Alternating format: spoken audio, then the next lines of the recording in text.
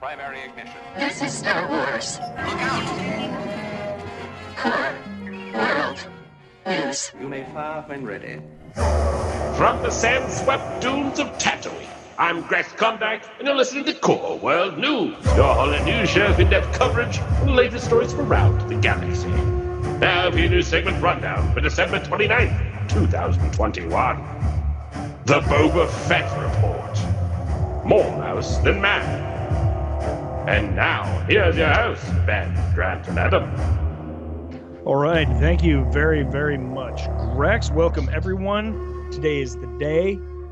This is the day I've been waiting for a hot minute. I know you all have as well. Book of Boba Fett launches today. So we finally got our first episode of Book of Boba Fett called Stranger in a Strange Land. Fantastic, really amazing. Guys, like, first thoughts, what do you think? It's you know what, they earn everything. I'll talk about this more when we get into it, but they earn every story beat after at least organically, giving us the canon telling of the escape from the Sarlacc pit. Like, now that you've done that weaving, now you can now go as far as you want with the character. Do whatever you need. Yeah. I just need that tissue to feel like it's part of the same body, you know? That's how Star Wars works for me. I'm like, oh, that's okay. Yeah, great. Yeah, now, and they gave us the exact scene we were expecting, right? Yeah. Yeah, it's the exact scene. I just needed but if that didn't happen, it would have felt kind of weird. So I'm just glad. Also, at the same time, didn't linger on it. Like, he was out of that Sarlacc pit in like 2 minutes.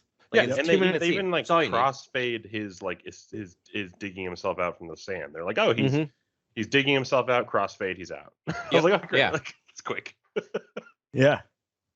I mean, we could say this. I mean, maybe this is the episode, but boys, we're going back to Geonosis. Oh, you mean? I mean, not Geonosis. Kamino. Kamino. Yeah. Back to Kamino. No, dude, it's like they've been listening to us because they showed Kamino and they showed like Jango's helmet, and I was like, oh, let's go back and let's figure out what the go back. I mean, they seem to be hinting pretty heavily that he has some type of cloning sickness. That's why I think he's in the back. He's pale. It's not the noxious vapors from the.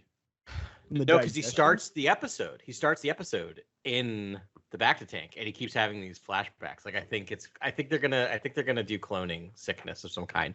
So his quest is gonna be to find some type of cure for it once he gets diagnosed. That's interesting, because I would have assumed now that it was just the like lasting effects of his travails out of the Sarlacc pit. And which definitely could be. Gauntlet he goes through with the he goes to the Sand People, but then like we see him in Mando post Sand People. He looks kind of fine. He's not like dying for a. Not so suffering, maybe this really. is right. So maybe it's a new development or something. And it seems odd that the Sarlacc have poisoned him. They're like, look, you saw like greenish vapors. Maybe, but messing around his head. Yeah, but like Ben was saying, like we didn't really get any hint of that in Mando, and it's also interesting that they show you Geonosis. It's so interesting that the only flashbacks they show are from the prequel trilogies. There's no him getting knocked into the Sarlacc. There's nothing from the original trilogy. That is really interesting. I hadn't thought about that at all, but it's like if you're like thinking about a traumatic event, getting smacked in the the dumb way in which he fell into that pit should have been one of them. Yeah, because they seem to be suggesting the dreams are being told linearly. I don't know who dreams like that, but that's his dreams. And they show his birth or his life on Kamino, then his dad's death, and then immediately to being in the Sarlacc pit. Yeah. I don't know anyone that dreams their exact past. Dreams are usually some manifestation of some unresolved something or other in your mind, and it's all very symbolic, etc. But he dreams his exact past. Hey, if that's how clones dream, that's cool. Sure. There was a lot of vision pod in this episode. I mean, it was most. I went to watch the second time. Like, I didn't like literally clock him, and I'm like, wow, he is in that pod for most of this episode. In reality, he's out for like one outing, and then he's back in the pod.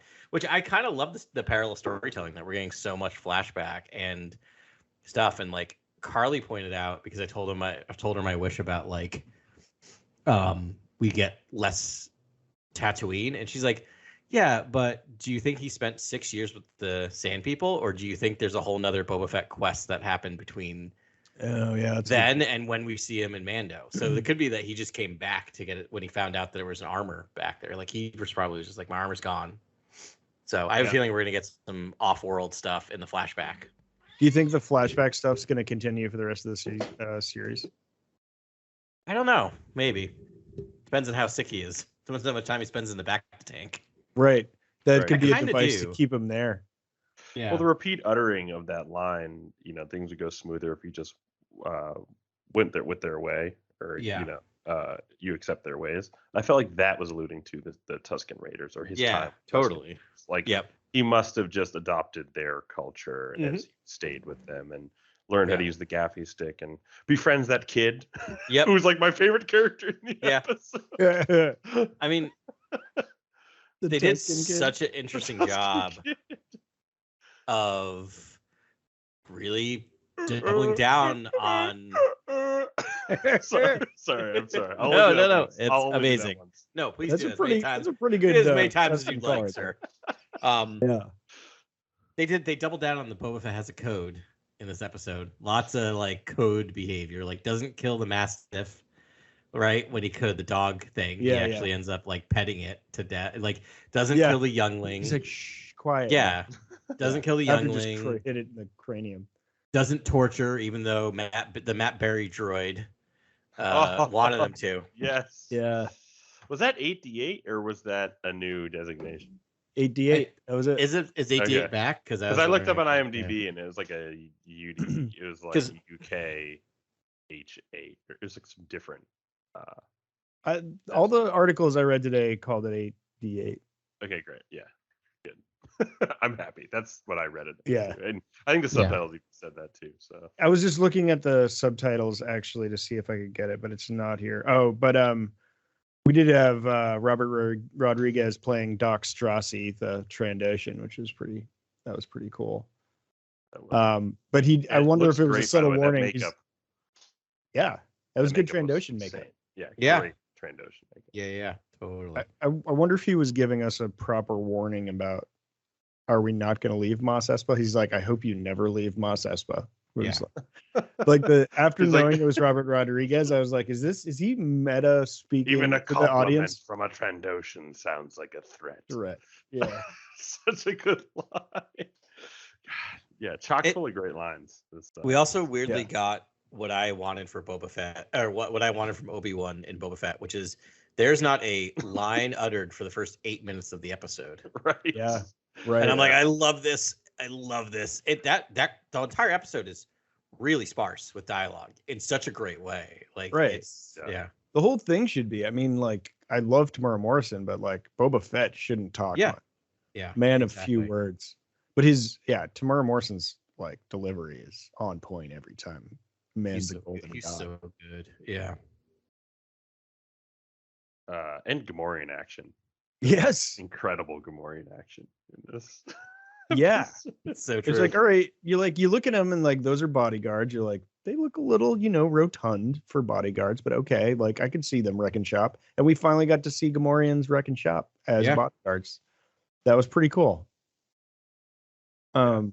So are those the same Gamorrean guards that Luke chokes? Because they work for Jabba and then for Bib Fortuna. Yeah. I don't know. I didn't know if I didn't think those ones made it. I thought Luke was Luke like, put in hey, full energy, full force. No, maybe it is. I don't know. I don't know. Yeah. Yeah, whoever I think it was you, Grant, that said Sopranos meets Star Wars. No, that was Adam. But that was Adam? Yeah. What did I say? That in your prediction, this would be Sopranos meets Star Wars, like style. I think it definitely has got that feel to it. I'm pretty surprised they went directly in this direction, I am but too. I think it's going to be fun. To me, it felt like just super feudal Japan because they even call him a daimyo a couple times, and I was like, is he like a warlord in feudal Japan? Like, is this going to feel like a Kurosawa film or like a Mizoguchi? I think we'll go in that direction. Yeah. it still has a ton of Kurosawa and Serge Leone in it. Yeah, I mean, I so guess much Leon in there. I didn't This really is, like, realize that Favreau music. wrote this whole thing. No, neither did I. I was shocked at the end that when I saw that. I It's thought, funny too because it Yeah. seems like Din Djarin almost has the same backstory. It almost makes me think that like his original pitch to Filoni was this Boba show, and Right. because they're like, let's not touch Yeah. Boba because we have multiple directors already developing works for that character in Yeah. Josh Trank and James Mangold respectively. They were Oh, like, Josh. let's just try something else. Let's try a new character. But then when you see Mando has this deep connection to the Tuscan Raiders and knows their language and all this sort of stuff, you can imagine that he maybe got lost in their culture at some point, like, so it's Yeah. funny. It seems like maybe there's a little bleeding into, both character journeys. I also, across- until this across both moment, scripts.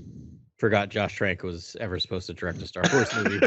Right. That happened. Yikes. That was a great pull. That Greg. nearly Yeah, happened. Yeah. I Yeah. forgot about that as well. Man, Yeah. we dodged some bullets in Star Wars directing. Yeah. I think I'm getting exactly what I wanted from this show. Not that I predicted, I kind of forget, but Yeah. I think that they're telling a story that I'm pretty excited to see. Like I know he's got this code, which seems, I'm like, wouldn't Boba Fett just kill everybody and leave? I don't know, maybe not. But he's like, he seems to be in a tight spot there with the Tuscan Raiders, and he seems to, the reason he doesn't kill the kid is he's like, I'd still have like, I don't know why he doesn't just kill the kid and run. I don't know. I think that's what they're giving us, right? Boba Fett with Yeah. a code, which is, not head canon for me, but everything I have to remind myself is like, when you put in canon right now, apart from a little bit of Baby Boba in Clone Wars, Yeah. we know very, very, very little about this character, right? He has like a handful of lines and minutes of screen time.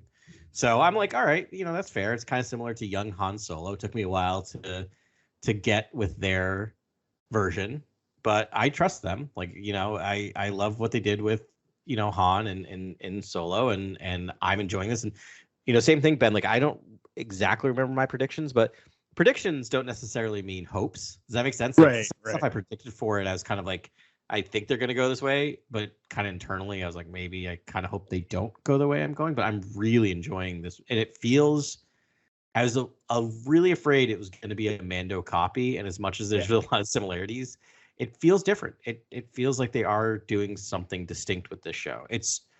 There was no Baby Yoda moment in this episode.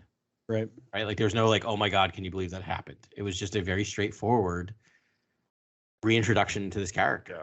It seems like they're setting up a new Boba Fett, really. Mhm. It seems like the Boba Fett of old, the kind of merciless, silent gun for hire and prize bounty hunter is no longer a hunter. Now he is now been broken and remade by these Tuscan Raiders. I think that's the story we're going to get, is what that journey was, how he's been, reshaped, and how his behaviors changed and what his motivations are. And he very well could be amassing wealth with a hidden, agenda to, go back to Camino, figure out, his origins, with the cloners, figure out where cloning stands now, where some of the Kaminoans are in the galaxy, like if they could help him rekindle, anything with his father, lost information, data, anything.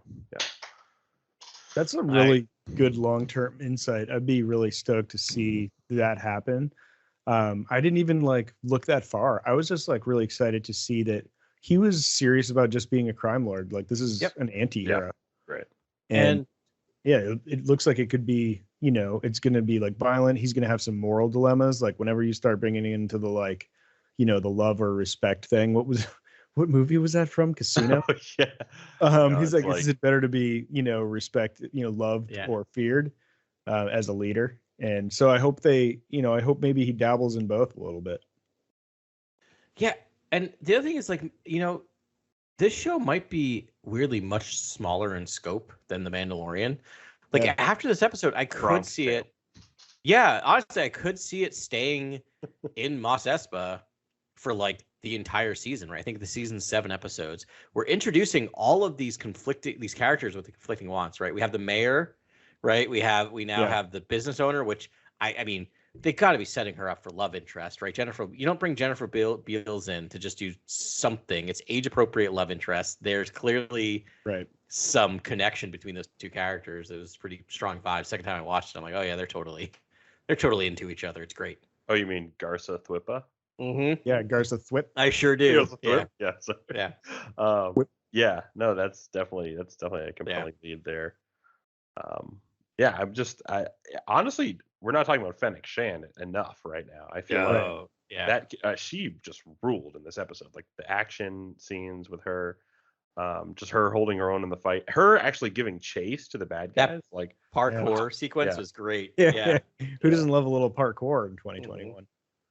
And it's also a great character because, you know, Ben, as you mentioned, Boba Fett should be a man of few words. So it provides a character to give a little bit of exposition or talk about things. And I like how weirdly innocent Boba Fett is to this world in some ways, right? Like she has to explain like the norms surrounding being a crime lord on Tatooine. Right. And I kind of enjoy that. I'm just like, yeah, you should be carried, right? Right. Yeah. What are the odds? Does he get on a litter at some point or no? Yeah, I don't know. I could see him like begrudgingly having to do it at some point, which would be hilarious. That would be a funny bit. That is funny. It does feel like a Bronx Tale or Godfather, or, you know, The Untouchables or Sopranos. Just like him going around collecting debts like that. Yeah. That does feel very organized crime. And it's also it's also a Western. It's also samurai flick. It's everything amalgamated into one. But I'm interested to see, you know, how long he stays here in the Mos Espa area, in the Dune Sea. It seems like that character with his ship, you'd think he would go across the galaxy. And we saw that we did see that glimpse of him lifting up his father's helmet in the Geonosian arena. Yeah, we did. That makes me think there might be a Jedi involved in the story down the road. I think that's almost a giant setup in a way to be like, oh, remember the day your father died? Like, who killed him? How did that happen? How did it affect you? It was a Jedi. We all know. You know, it was Mace. So, do we see a purple lightsaber ignite in the series at some point? Is there some Jedi? Is there some sort of trigger for a Boba Fett at some point that calls back to that little glimpse? Yeah, I mean, I think as much as there wasn't a Baby Yoda or Luke moment in this episode, like that's got to be part of the, I don't know, part of the doctrine. It was weird to show the waves crashing on Kamino and then cut right to the Geonosian arena. Like those are the two pivotal story beats they want us to hang on, just to understand his youth in any way.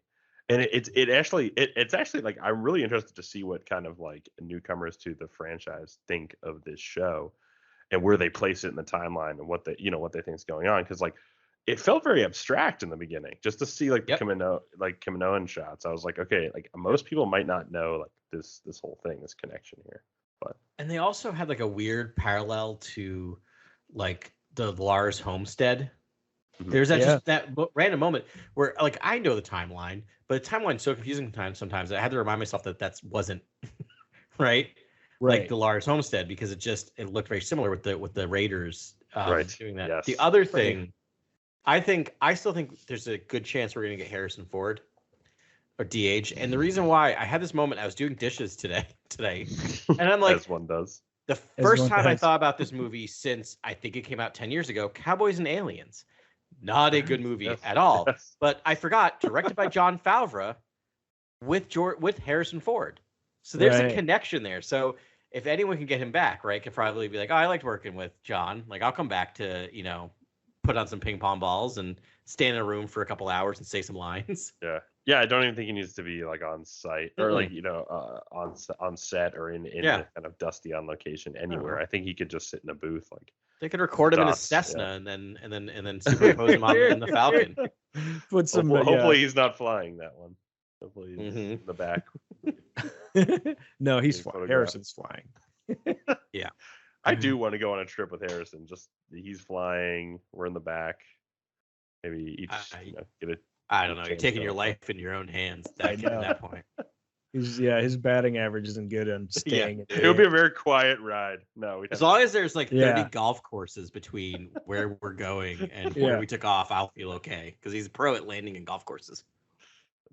So actually, Adam, I wanted to get back to that comment you made about the seeing the moisture farmers. That was like a very intentional thing. We saw it in the concept art at the end. And I was wondering what path that was leading us down, because we see these raiders. We don't know what they are. We did a little research on the tag they put on the farm before they left. We don't. I couldn't find it. I don't recognize it. Yeah. I mean, it's a fair bet they could be the Red Key Raiders, which are the ones we see take over Cobb Vance town. Moss, Alaska. I forget the name of it now. I can't remember either, and they also do say that they specifically came into power post Jabba's fall. Right. Yeah. Actually, post the past Jabba's. I think it was past the Empire. As soon as the Empire fell, that's when the Red Key Raiders started. Oh no, you're right. It would have been Jabba, right? Because this is. We're also talking a matter of days between those two things happening. Because I thought in episode 1 of season 2, The Mandalorian, that they said he was watching. It was like as soon as the Empire fell, they were watching it go down. Whatever. Anyways, this is a long way to say we could maybe tie this into Cobb Vanth if he doesn't know Cobb Vanth directly, but maybe he did sort of see him and he knows that town. Obviously, that's where he tracked the Mandalorian out of. So if he has to deal with those raiders or the Red Key Raiders, and that's one of the people he has to bring into line, maybe he'll lean on his old buddy Cobb. Which could be really. I thought that scene was highlighting two things. I thought it was highlighting the possible power vacuum after Jabba's fall. Yep. And just raiders going awry, robbing places, pillaging, things like that. And it also highlighted the inhospitable, kind of desolate nature of Tatooine, with them basically siphoning the water. Like they're taking the water from the moisture farm, because water is a resource on Tatooine that's not easy to come by. And we learned that you can dig for certain little seed pods to get the water, but there's not a lot of desert springs or oasis. Yeah. And the other thing, though, I think it also, there's a few other things going on there. Jabba looks away. I mean, not Jabba. Boba looks away at the killing blow. He actually turns his head, which is telling, right? I think that combined with the fact that he doesn't kill the youngling raider is we're getting a Boba who has issues with family, right? And Grant, as you mentioned earlier, there's a reason why we see him holding that helmet, right? Holding his father's helmet. I think we're gonna get a bit of a nostalgic based Boba. He's weirdly sentimental about families. It seems. It's family, it's strength and honor and respect. Again, he's only saved by the Tuscan Raiders because they respect the feat of escaping the Sarlacc pit. They see him on the sands, near the Sarlacc pit. They can only imagine that he climbed out of it, and they give him some kind of strange green juice that revives him. Bug juice. Yeah. And then, but not the delicious kind, the gross kind. Yeah. And then and they save his life, and so there's a level of respect they have for him, and I think that plays into his new motivation to lead with respect over this region of Tatooine. But I think he's gonna meet some real dastardly individuals, and it's not gonna get. I think his morals are gonna be tested, and his ideas of respect are gonna go down the drain when someone doesn't respect him in an upcoming episode. Right. The interesting thing about Boba is that we've only known him as a bounty hunter. I mean, I guess he was kind of a hired assassin for Jabba. He's kind of doing what Fennec is doing for him, I suppose. Yeah. Right. Yeah. That's what he used to do. But we've never seen him sort of outside of finding a quarry or something. Just never seen him with grander plans, right? Right. I mean, I'm thinking about him in the comic books, and he's ruthless. He's just I mean, he'll play people to get to what he wants, but I mean, he's never afraid to pull the trigger. Yeah. We see that. Yeah, we saw that at the War of the Bounty Hunters when it came to Valance, right? We see that. And I mean, we see that even this episode that he is capable of great violence. You know, there was the much memed screenshot of him kind of, but we see that moment. Like he's lost it at that moment. bashing he's that guy with a gaffer stick. Yeah. He also rockets a guy. Like the guy's and it's a backstab too. It's like the guy is trying to flee and he's not going to hurt him anymore or anything. He just rockets him, and the guy just is vaporized. Yeah, it's amazing. That was a great shot. Yeah, and that was telling that it was right after the conversation he has with Fennec when she's like, in my experience, it's a lot easier. Right. It's a lot easier to rule by fear, and then like just then he gets attacked. Like, and so I think that was a little bit of him ruling by fear. Those shields are pretty sweet. Those laser shields. I don't know. Face shields. I was a little curious why he didn't just jetpack out of there. Maybe he needed his helmet to activate his jetpack or something. I don't know. I had the exact same thought. I'm like, you have a jetpack, use it. But yeah, maybe that's right. Maybe it's shield. There's a safety mechanism built in.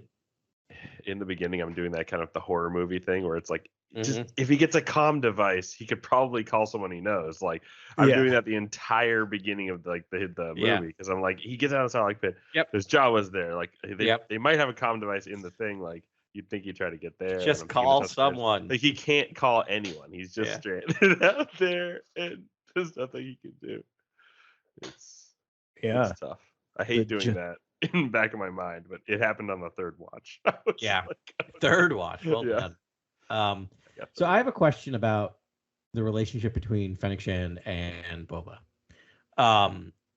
That my wife brought up, which is really interesting, is that we know Fennec Shan's been around since the fall, right? Because we know that character is in Bad Batch quite a bit. Yep. What we don't know is when she and Boba first cross paths, right? We have not seen that in anything. She's a relatively new character. And I'm wondering if we're not going to see their first meeting in the flashbacks, that their relationship is fairly new. Yeah. I mean, for a while, I thought they first met when he rescued her out in the sands of Tatooine after she got that gut shot. Yeah. That punk kid. Which maybe, right, that might be their first meeting. But I don't know. There seems like there's more there. Was she absent from War of the Bounty Hunters? All that stuff. Comics. She did not show up in the War of the Bounty Hunters comics. No, which is interesting. I think it is a wild omission, right? I think we all thought she would be in that. Yeah, I think they're still trying to figure out what her arc is, and so they're probably very much don't play around with her until we figured out, right?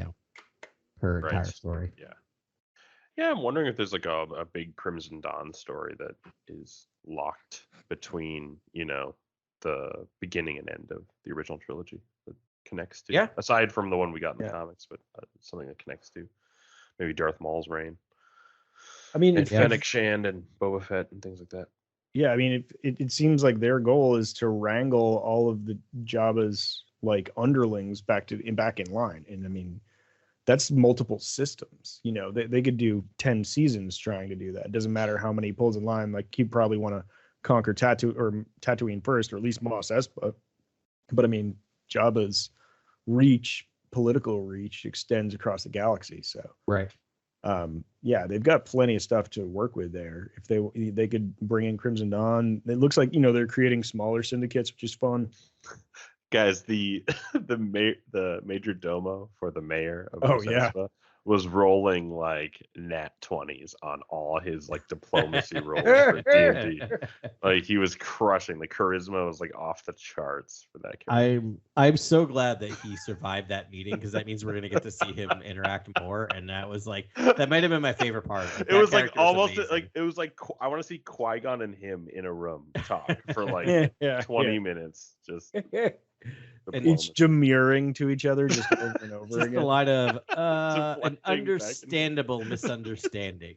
Oh yeah, yes. Adam, that character was the highlight of this. Yeah, episode. Agreed. I was I am in love with this character. Give him his own show. Yes. I thought it was David Sedaris for a second. I thought so too. I was trying to figure it out, and it is an actor who's been. He was in Veep and some other stuff, so he definitely, he's definitely around as a character actor, but he's really good. So funny. Is it David? Is it Pascal? David Pascal? I can't remember, but it was he was Is good. it very low in what's the Very good. Garfalaquox? Is that's the one I got. Garfalaquox. Maybe that's the Ponda Baba type character, the Aqualish. Oh, that might have been the Aqualish. Yeah. I don't know why it was like pulling teeth trying to get credits after the show. I was like guest starring. Yeah. David. And they David gave Pescas. Daniel Logan. I know they gave Daniel Logan a credit, which is awesome. Good for them. Good Yeah, for I mean, him. half the reason I think they put in that, I mean, at least that was my thought, was they put in that scene was just so Daniel Logan, the Geonosis scene was so Daniel Logan can get some like more screen time. Yeah, a little nod to him, to his, Yeah. the fact that he plays. Because he wanted to be looks Boba slightly Fett so enhanced. bad. It looks slightly enhanced because I think we were watching Attack of the Clone right after watching the episode because we just wanted to go see that scene. And it looked like just better color grade.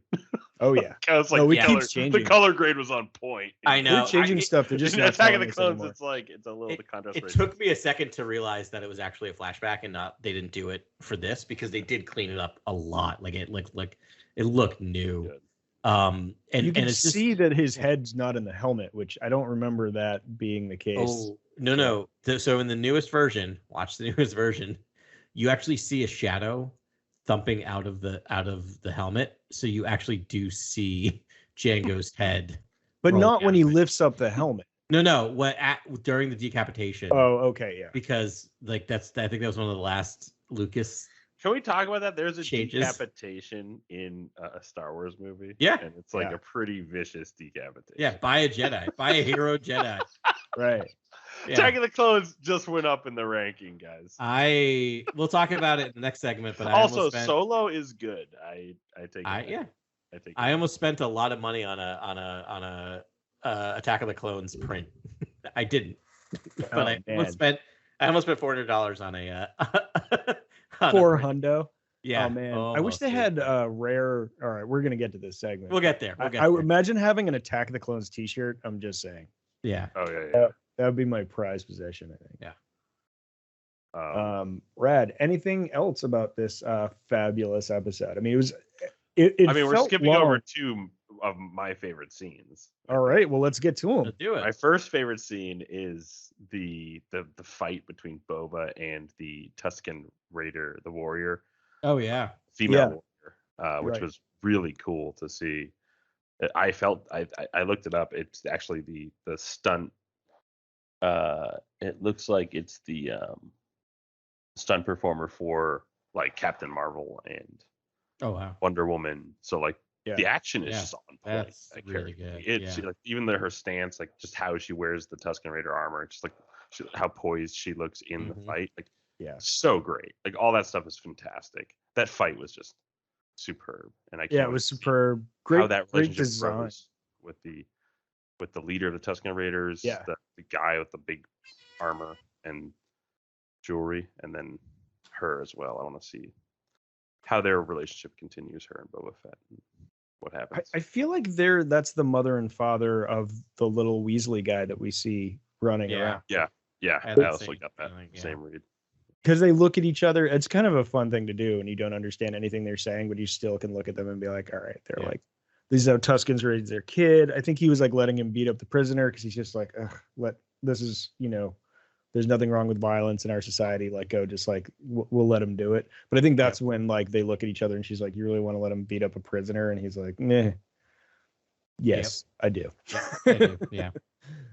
Then the other scene that was like the biggest surprise and kind of just I Yeah. couldn't believe it was the kind of like Harryhausen monster Yeah. attack Yes. at the end Yeah. of this. Creature from the Black Harry Lagoon. Housen, yeah. Beats Goro. It's so true.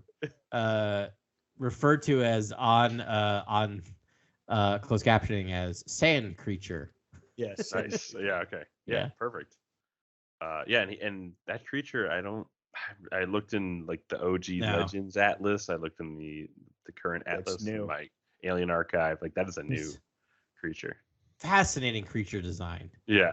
It did not Scary, feel terrifying. It I was did like, not this feel like creature's terrifying. It looked ripped. I love the way it walked. It was actually a really Yeah. cool gait. It was just like perfect ILM, like doing awesome creature stuff. I I was super judgy the first half of the time it was on the screen. I'm like, this is not like Star Wars. This is weird. And then I got over it real quick. I'm like, this is so Star Wars. Like something about it's just like because it is. It it's has very 6 ILM. arms. So they're all I'm arms. like, all right.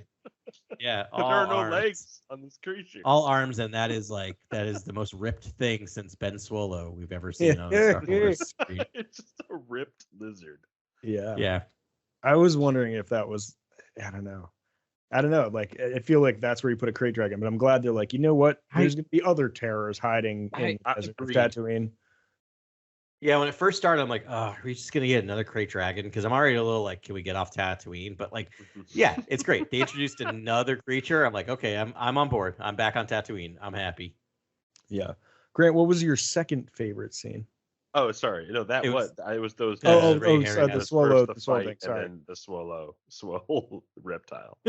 Swole Who Boba Fett then chokes with a chain, much like Leia in Return of the Jedi. Yep. It's like Very true. factually exact same scene. Yep. Even had the tongue lashing. Which was kind of an odd choice. That was kind of an odd choice, and That's that what was a we big do with action chains. scene We and choke an out. interesting choice with the chain at the end there. I thought that was kind of that was a cool flashback. It was unexpected in a lot of ways. Yeah, I did love actually the sort of King of the Hill scene at the end, where the father like understands what went down in the desert, and he just hands him his his Miller Lite to Mur Morrison. Yeah. And I mean, it was a great way to end the scene too, with him just drinking the water and smiling. Like that was pretty. I mean, it feels super Kurosawa-y to me. Like Yeah, it does. in such a great way. And then there was enough. It was like Robert Rodriguez light. I don't know. I always want more, but definitely like the super like crazy washed out film grainness on certain scenes. Really fun, and some vignetting and. The flashbacks had the grainy green tint and vignette. And especially when he was coming in and out of consciousness, like they used that. I think it's great. I am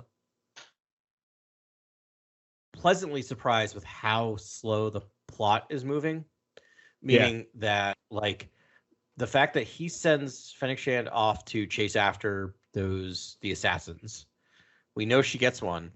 And that is not resolved at all in this episode, right? Of why, of bringing it back. And I'm like, that's great. Because I feel like in a Mandalorian episode, everything is pretty much, that would have been wrapped up. Yeah. You know what I mean? That would have been wrapped up and he would have been off to his another adventure. But this is a different type of show. We are slowly building this empire.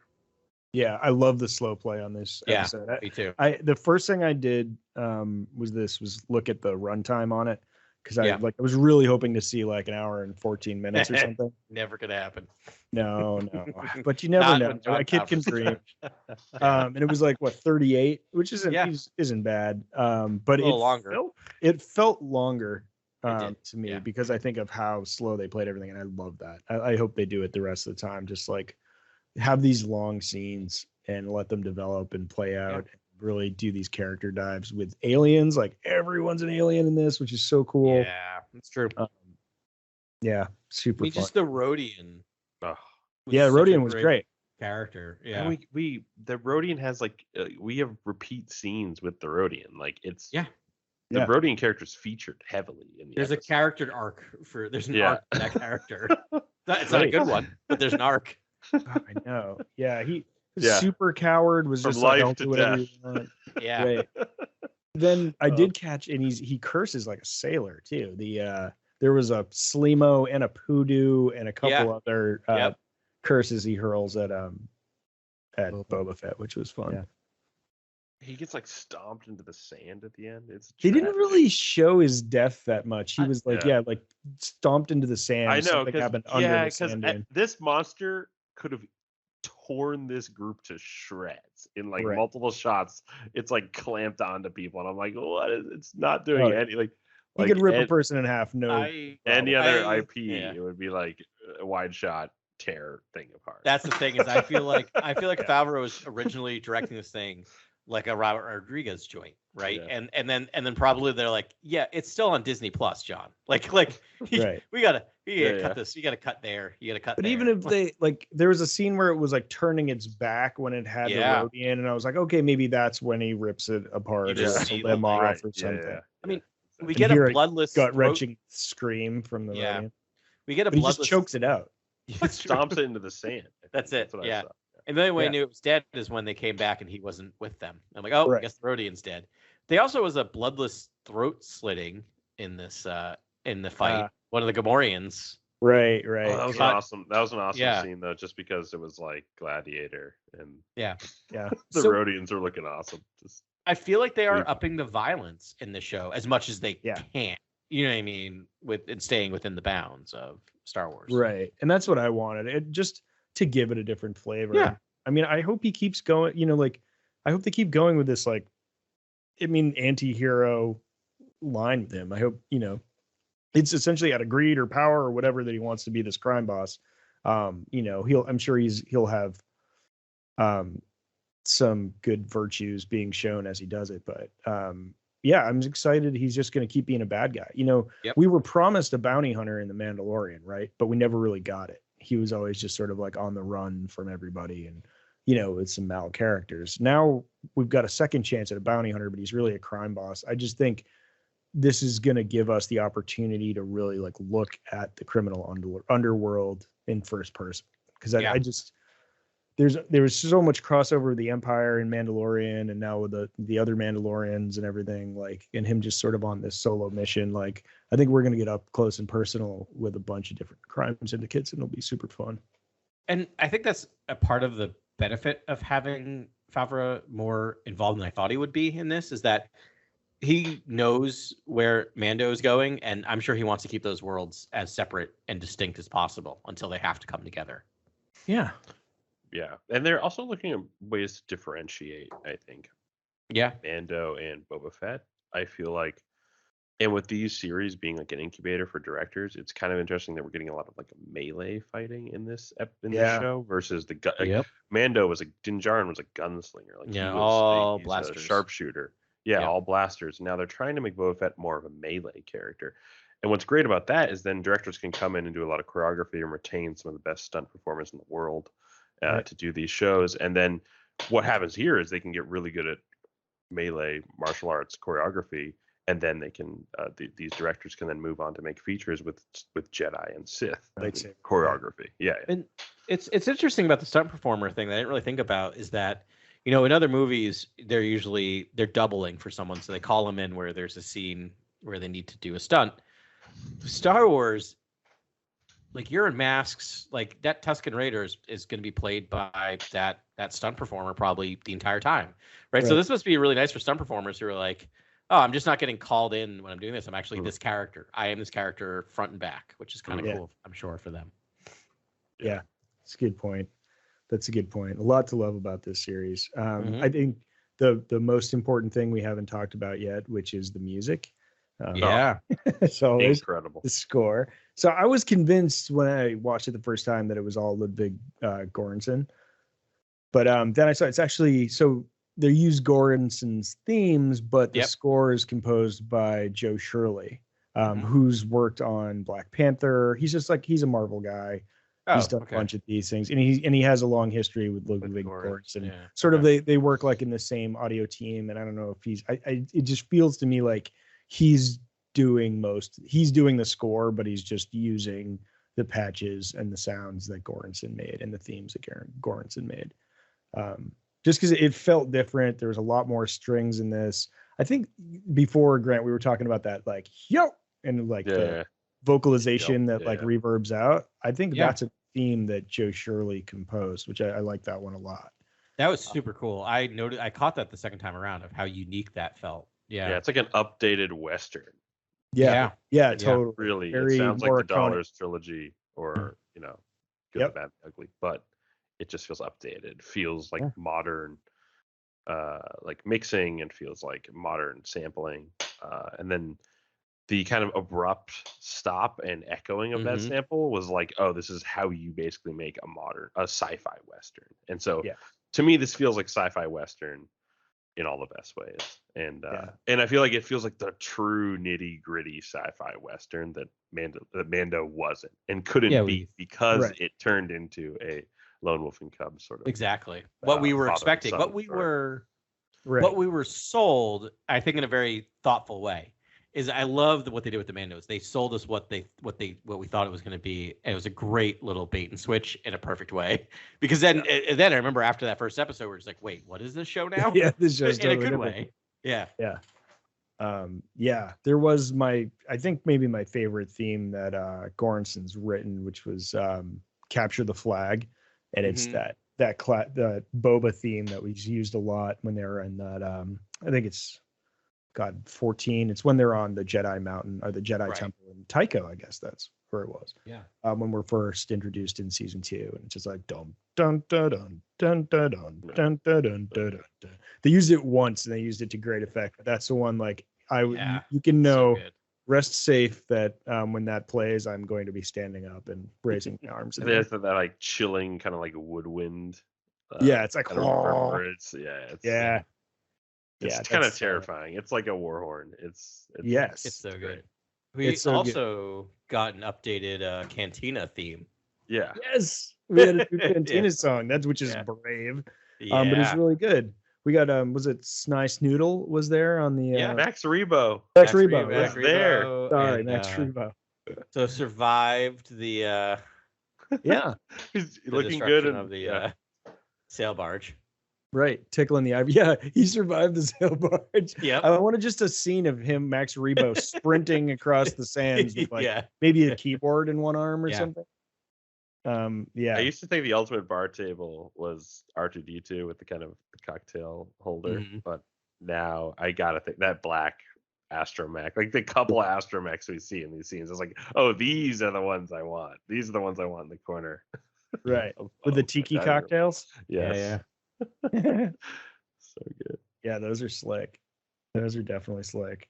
Yeah, good times. That was really nice to I don't know. It was a fun that was a fun scene.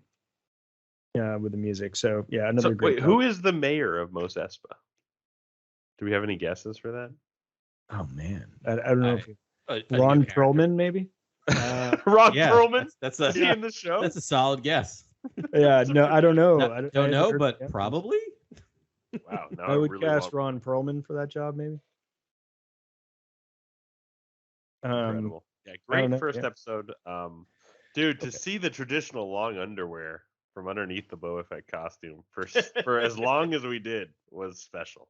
Like, come on, guys. Shout out. No, I was really excited about that. Beautiful title too. I just loved how it opened. Stranger in a Strange Land. You got a little taste of that score in the beginning. That Western. Yeah. Did a Western score. And it took a while to give us the title. Yeah. We were in it for a while. Yeah, You- it did. Yeah. Yeah. It pulled open for a minute there. And Yeah. then, like Book of Boba. I love a long cold open. Mhm. Yeah. And I think that's probably telling like how all these episodes will fit together. Yep. Yeah, I can't wait. I can't wait till next week to get more of this, but Me too. this is super fun. He's more mouse than man, twisted and evil. All right. I went to Galaxy's Edge last week. Nice. And, I can share my experiences. I won't go into, boring amount of detail, but it was an interesting time to go. It was we're in the middle of COVID, so that is definitely something to think about while you're in a giant area. That's gonna be relevant in a moment. And it's also the busiest time of year at Disney, so it was that. It was a great time though. There was a lot of times where you didn't notice either of those things or think about it. I will say the third time was a charm. My wife and I ended up going there 3 times throughout the week we were at Disney. No kidding. 3 times. Yeah, 3 times. And that wasn't out of a feeling of, oh my God, I need to go again. It was out of this was not what I wanted my experience to be, so we'll try again. That's a spirit. The first, Some stick to yeah, it. exactly. The first time was because we went with my entire family, and we had our little one, our youngling, with us, and she's not going inside anywhere for obvious reasons. So we were just mostly walking around, looking at stuff. We did do the Smuggler's Run ride because we were able to get a lightning lane pass, and we can do rider share swap, which is just a fancy way of saying like my wife and I could go, and then while my parents watched the youngling, and then my parents could go while we watched. So we did that.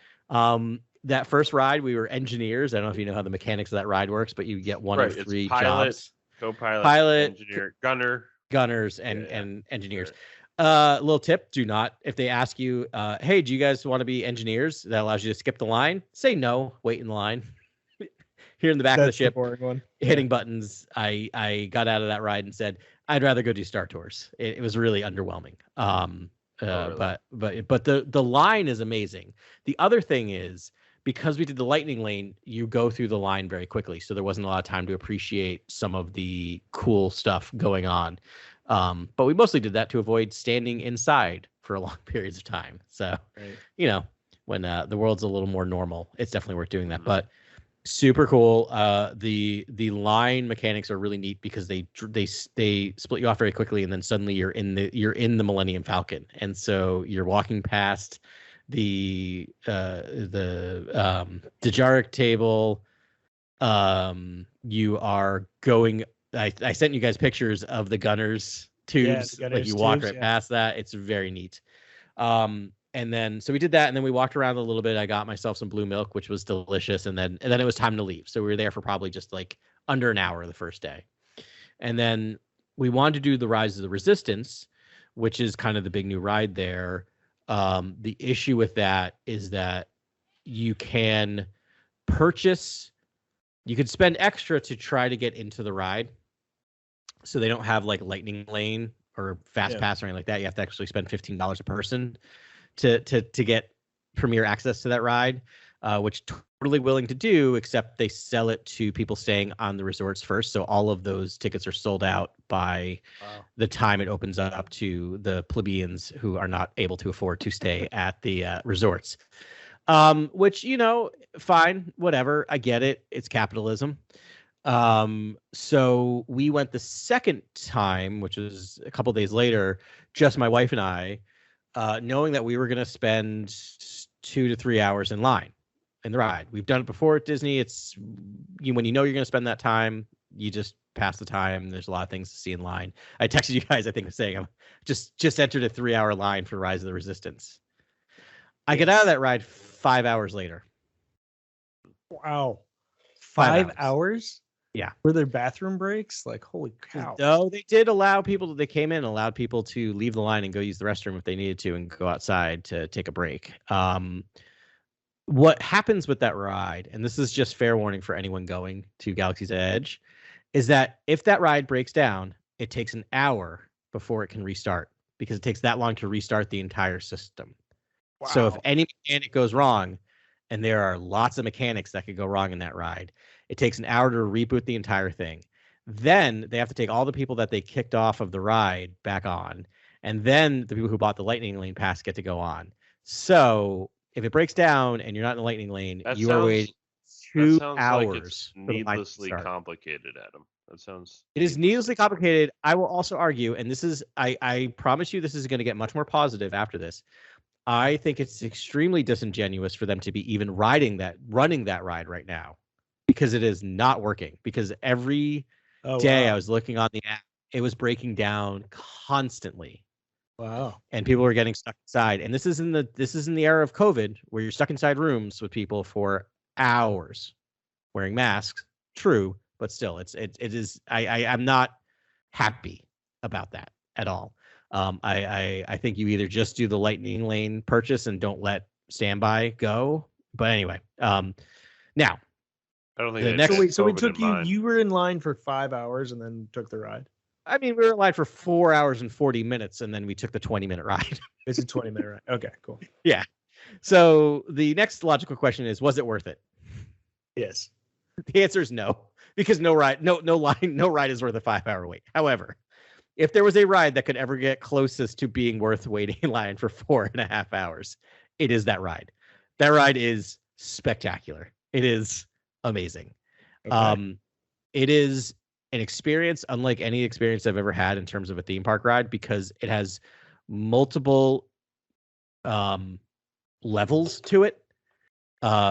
You are first put onto a resistance cruiser and you're just standing around. It's basically a fancy elevator, but you're watching Nine Nub talk to you. You're watching you're watching what is Admiral Akbar's son? Is it Gale?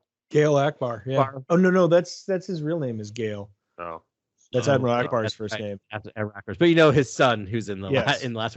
Prince He's talking. AFAB or A? Yes, AFTAB it's or a something? AFTAB. I think it is AFTAB. maybe. Aftab. I Aftab think Akbar. right. Yeah. Well done. Sorry, But you're basically full credit. watching Thanks. this Thanks, Chris. resistance. You're watching the screens. You're watching the screens in front and behind you. You get sucked onto a first order cruiser. You get led out by first order officers. You're put in line. They are fully immersive. They're acting like first order, so they're coming by and like actually moving you a little bit to make sure you're in line perfectly.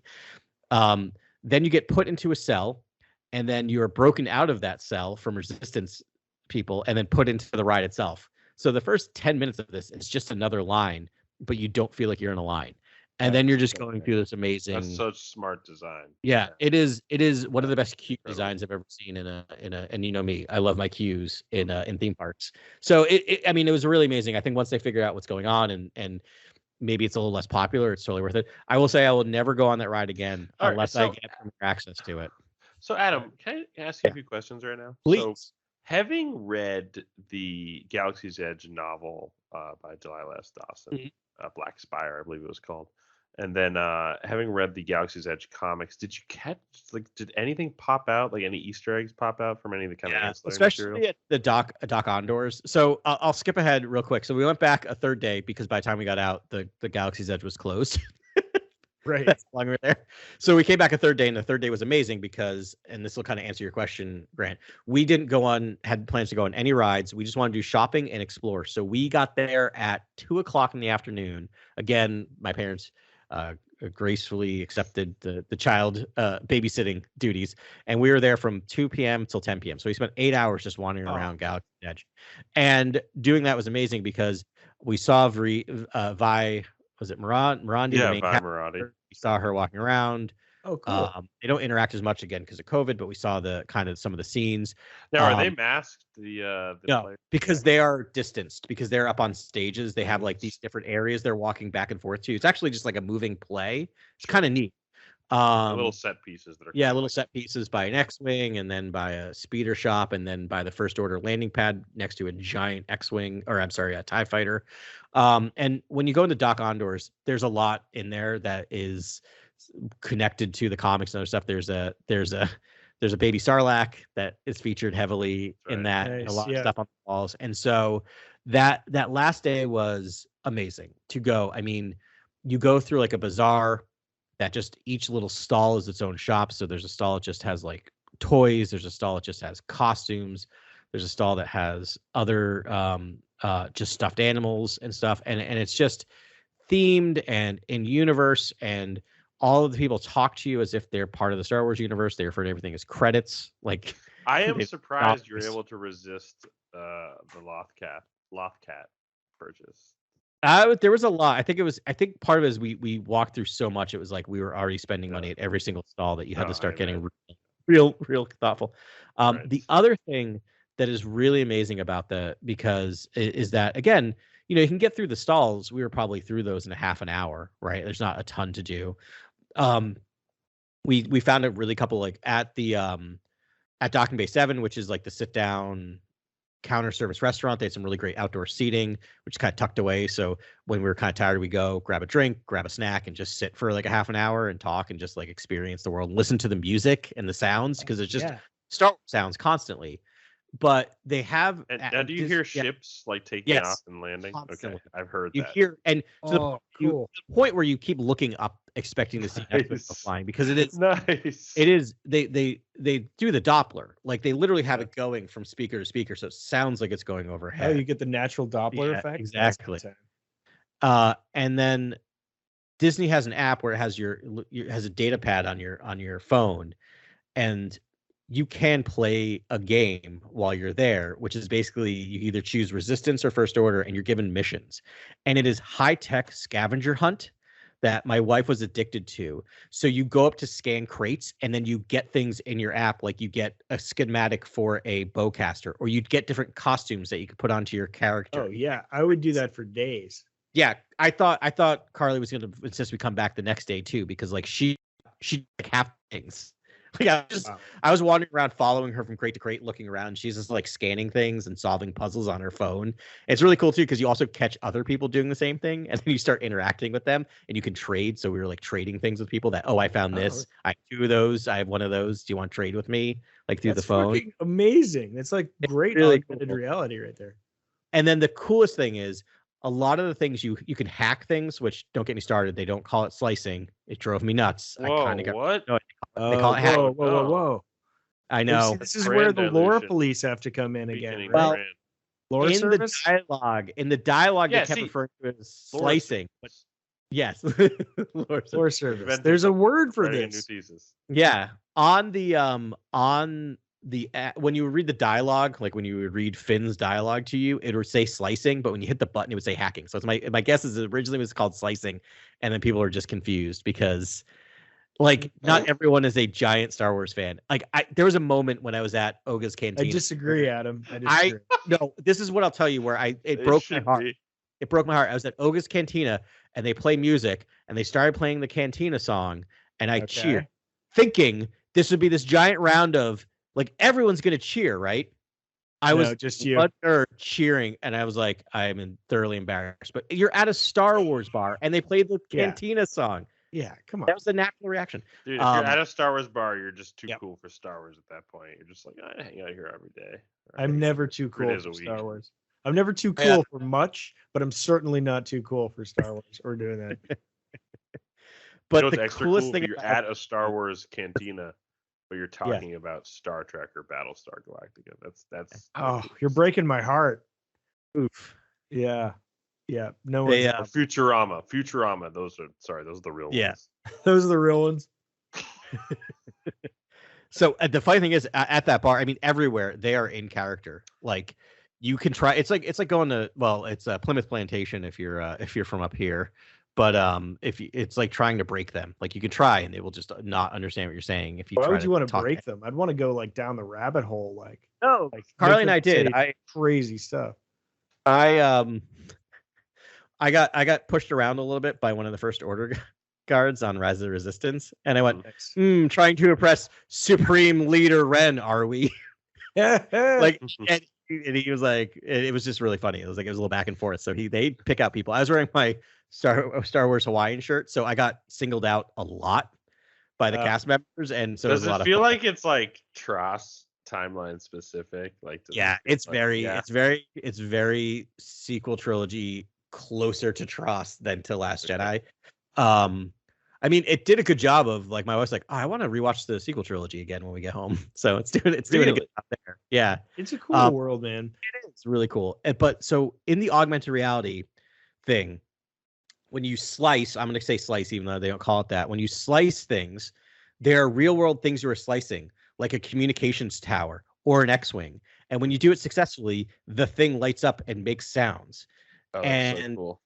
It's the amazing. Thing that you're interacting with makes sounds. Like a full-size X-wing will make will make the powering up sound if you go by it and slice it. And so it's really funny because people don't know why these things are making sounds. And meanwhile, once you figure it out, every time you hear it, you're kind of like trying to peg who is slicing it. Oh my gosh. But my favorite thing, because I was just letting my wife just do all the game stuff because I was watching, but we walked by Gonk droids. I'm like, Carly, stop. Yeah. Please hack it up right now. And she had to do like 3 things to hack it. And then it just started going, gonk, gonk. And I was like in heaven. It was the favorite thing. We bought so much stuff. I had so many great experiences, but number one was just hearing a Gonk droid go gonk right next to me. Yes. I keep looking at that. Like there's like a Regal Robot Gonk coffee table that I like keep looking at, and it's so close to purchase. Hitting that purchase button.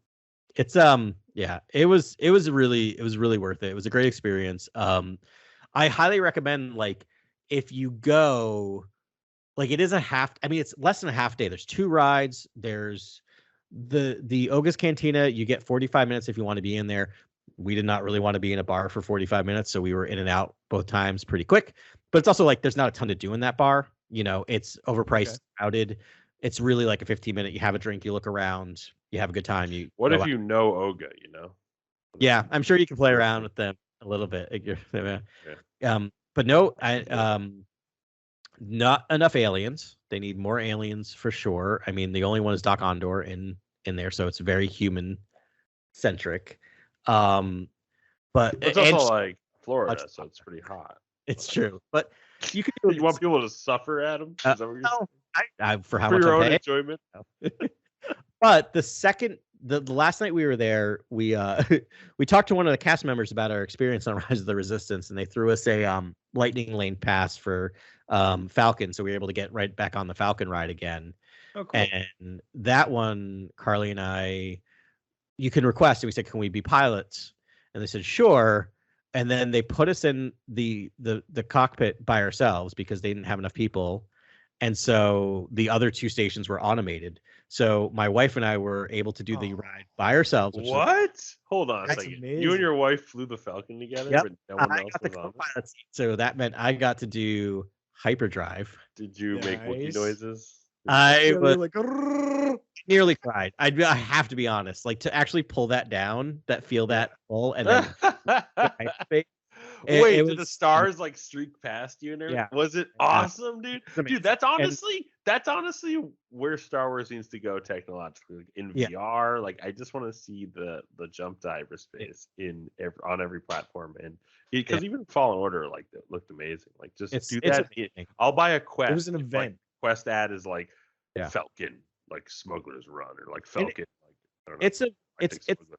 it's a video game. Like you get points. It actually gets logged into your data pad. You get different badges for how well you do. Like it's really fun, and the technology is amazing. It looks great.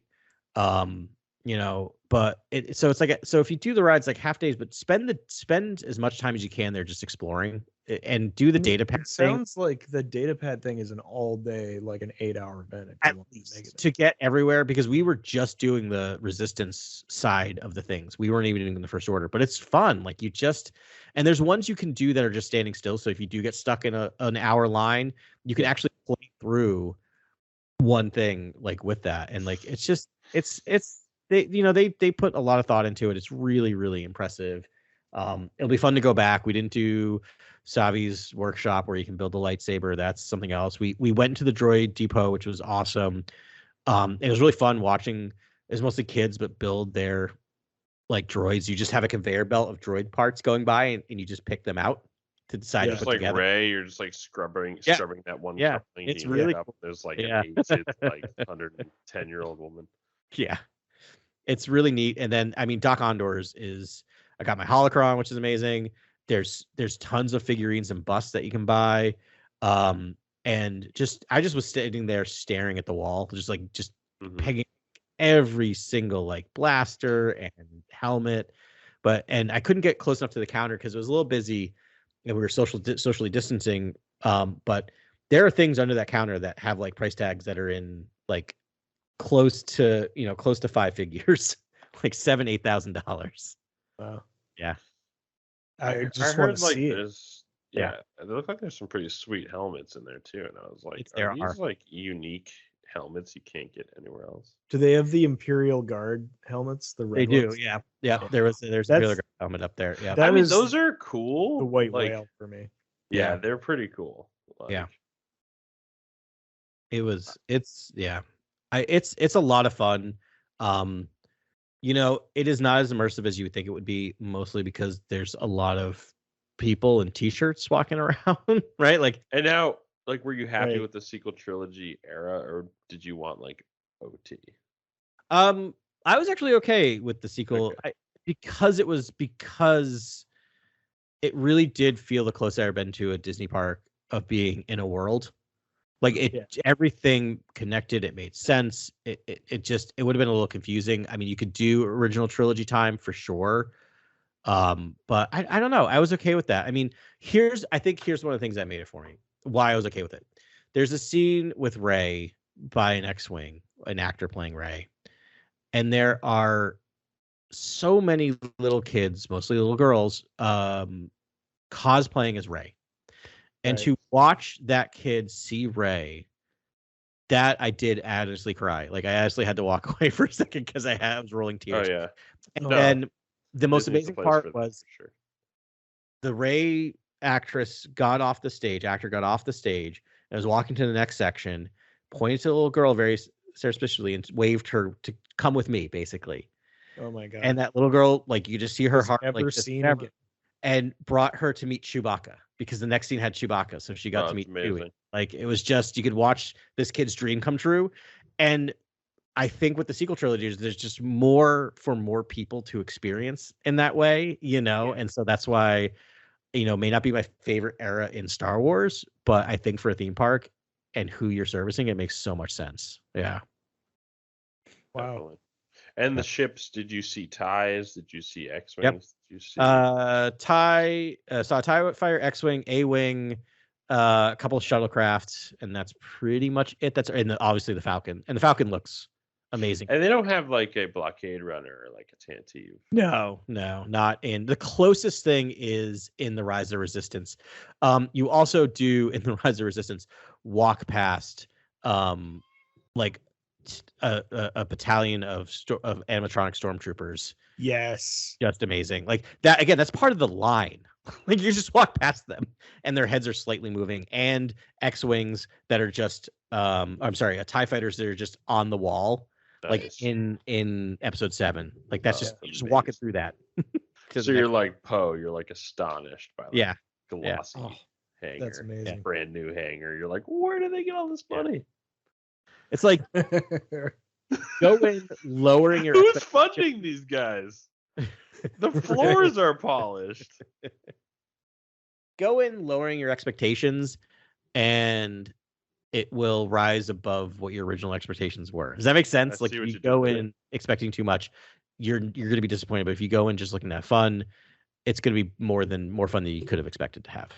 If that makes any sense. It sounds does. amazing. It I'm very does. It excited. Did you sounds see a Dianoga water fountain? Was that there? No, I did. Wait, did I? No, I didn't see a water fountain, but I did see a Dianoga somewhere. Oh, nice. Where did I see one? It's Yeah, great I'm that you don't pumped even to go. Yeah.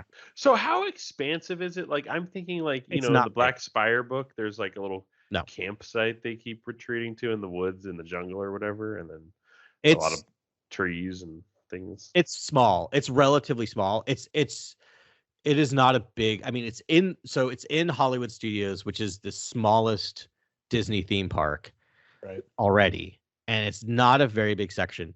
It's enough. It's enough that there are like 4 distinct areas. There's the Resistance camp, the First Order landing, then the Falcon area, and then the bazaar.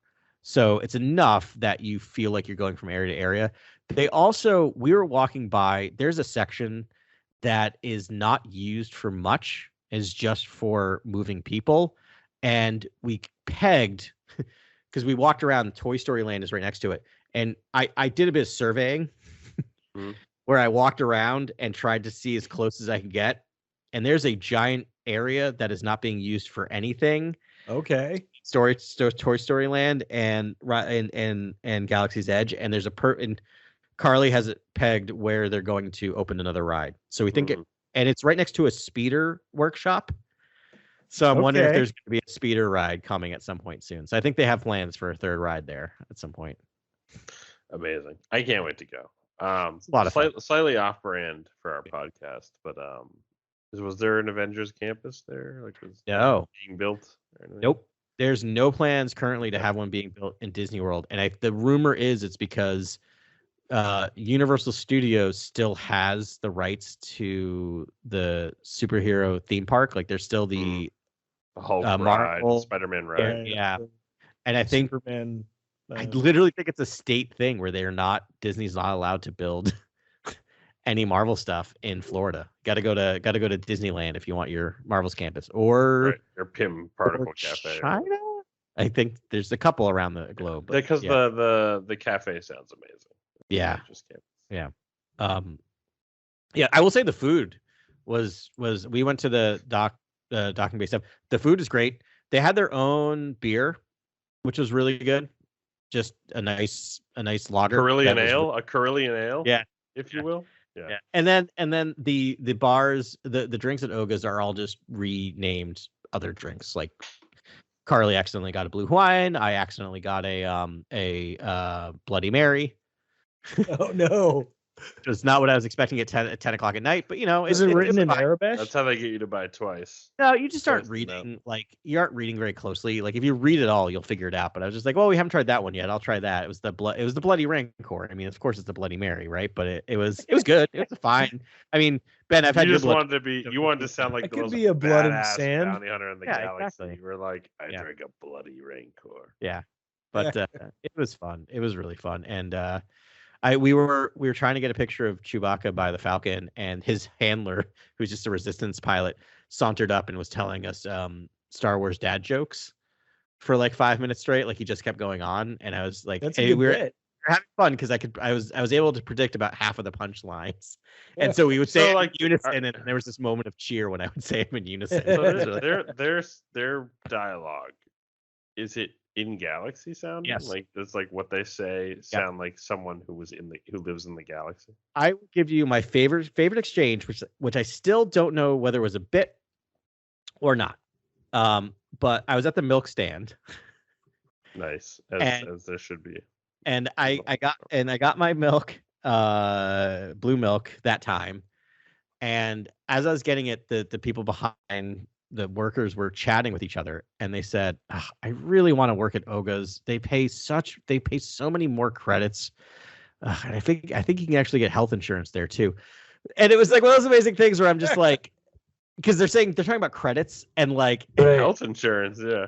Health insurance is a little That's out a of lot of galaxy. galaxy. Yeah. Yeah. But they couldn't say it pays more per hour. Like they are so ingrained. And we were at another stand outside of Galaxy's Edge, and they mentioned it's in credits. And I kind of looked at her, and she's like, "Oh, sorry, I'm not in Galaxy's Edge today." Like you can tell her, they're very strict, which is not surprising at Disney. Like you cannot say anything but credits when they're being, and all of them will say bright suns and all the other greetings as they're letting you go.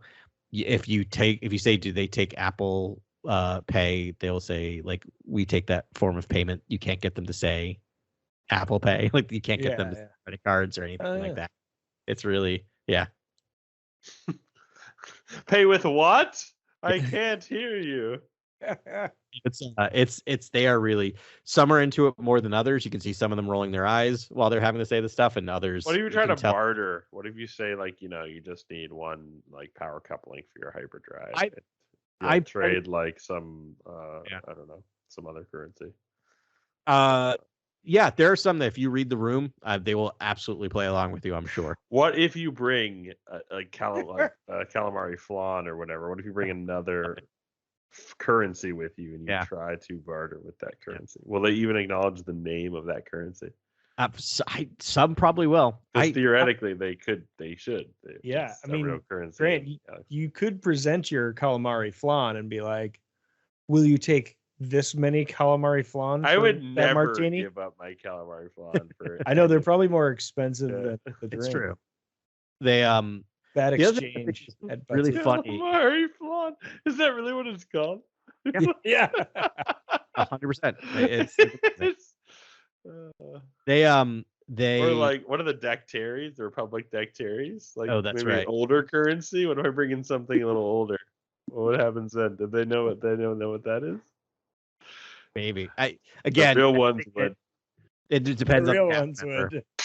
But what's also fascinating is they definitely give people, I don't know how kosher this is, but they give some of the cast members certain jobs depending on appearance. And what I mean by that is the first order people are very clean shaven, and like they clearly look like first order people, right? And then the scruffier ones, people with like facial hair, are always resistance. Like I was like trying to find a scruffy first order or a clean shaven resistance person. I couldn't I'm find. sure they were all cast with Yeah. physical appearance in mind. There's one in particular, and I don't like to talk too much about people's appearances, but there is a first order person. I pointed to Carly. he looks like a First Order. Like he looks. He is, yeah. Menacing Like fascist. just like he just looked like wow, that is good If someone casting. could look fascist, they look very fascist. Very, very, very extremely fascist. That to me, that's like clean shaven, but possible like mustache, like possible handlebars, like possible.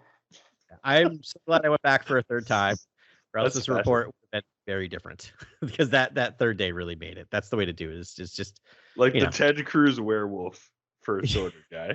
Yeah. You know he's out there. Yeah.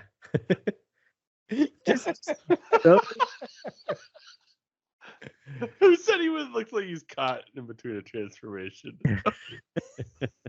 That's your perfect First Order. No, someone said That's what that. fascism looks like. Not wrong. I mean, like, yeah, they probably have a book and it's like all the different, trimmings of their hairstylings of Ted Cruz. I would say on a kind of just summing it all up, I would say the best way to go there is as if you were going to a tourist spot to explore. Like, don't treat it like a theme park. Like, treat it as a exploration, and I think you'll have a lot more fun. Is if you just take your time, look at everything, and try. So to the gift shop is Yeah. there? Is it like does it have far more Star Wars products than your regular everyday Disney Yes, store? because these are in-universe items, meaning you can't buy anything in there that says any names of any of the movies. Right. It is all as if like you were actually at a universe, like in universe. It sounds like a quarter of this park is a gift shop, right? Yeah, it's a bazaar. Like it's just enclosed. It looks very much like a Middle Eastern bazaar. It has stalls. It has an amazing roof. It has a fountain in the middle. That might have been the Dianoga, but no one's running water right now because of COVID. But like there's little like fake stalls. Like there's this amazing one which is like this just like wood carving stall, which just had all these like wood carvings that just wasn't open. That's never open. That you used to look at. There was just like a porg stall that was selling like stuffed porgs. And you go through and you come out in Ronto's Roasters and you just have a droid turning the spit of a fake roasting Ronto. Like, and then you get a Ronto wrap.